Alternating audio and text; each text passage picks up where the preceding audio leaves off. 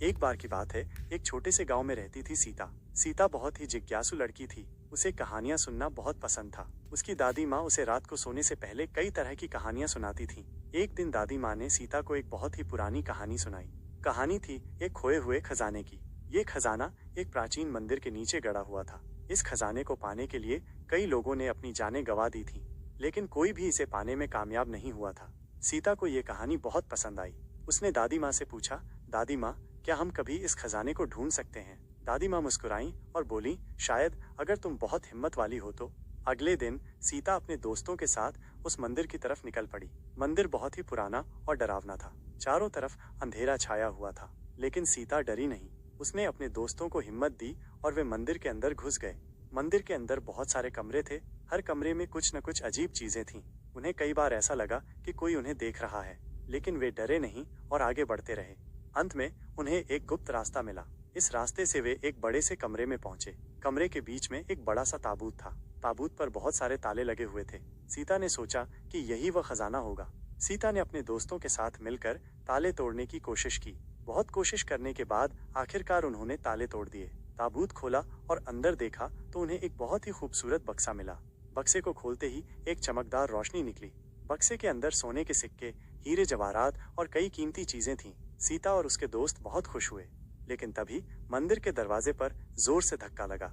एक डाकू घुस आया और खजाना छीनने लगा। सीता और उसके दोस्तों ने मिलकर डाकू से खजाना छीन लिया और उसे पुलिस के हवाले कर दिया। पुलिस ने सीता और उसके दोस्तों को बहुत धन्यवाद दिया। उन्होंने कहा कि तुम लोगों ने बहुत बड़ा काम किया है। सीता और उसके दोस्तों ने खजाना गांव वालों को दे दिया। गांव वाले बहुत खुश हुए। उन्होंने सीता और उसके दोस्तों को हीरो की तरह सम्मानित किया। गांव वाले खजाने से बहुत खुश थे। उन्होंने सीता और उसके दोस्तों को धन्यवाद दिया और उन्हें एक बड़ा सा जश्न दिया, लेकिन उनकी खुशी ज्यादा देर तक नहीं टिकी। कुछ दिनों बाद वही डाकू फिर से गांव में आ गया। इस बार वो और भी ज्यादा तैयार था। उसके पास कई साथी थे और उनके पास हथियार भी थे। डाकू ने गांव वालों को धमकाया और खजाना वापस मांगा। गांव वाले बहुत डर गए।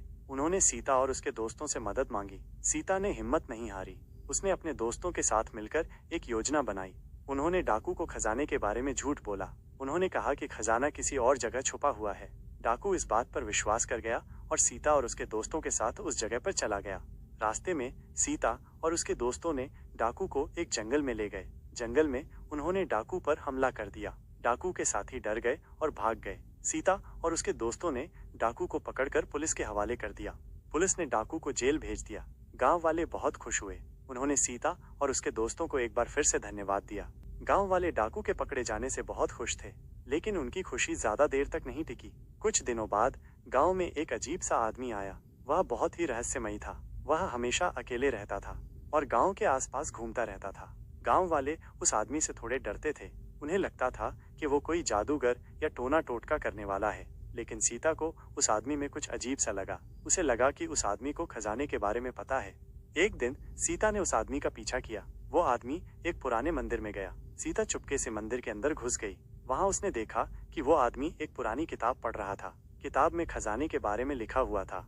सीता ने उस आदमी को पकड़ लिया और पूछा कि वो कौन है और क्यों खजाने के बारे में जानना चाहता है। उस आदमी ने बताया कि वो एक पुरातत्वविद है और वो खजाने के बारे में शोध कर रहा है। उसने कहा कि वो खजाने को किसी के साथ बांटना चाहता है। सीता को उस आदमी की बात पर विश्वास नहीं हुआ। उसे लगा कि वो झूठ बोल रहा है। उसने अपने दोस्तों को बुलाया और उन्होंने मिलकर उस आदमी को गांव वालों के हवाले कर दिया। गांव वालों ने उस आदमी से पूछताछ की, लेकिन उसे कुछ पता नहीं चला।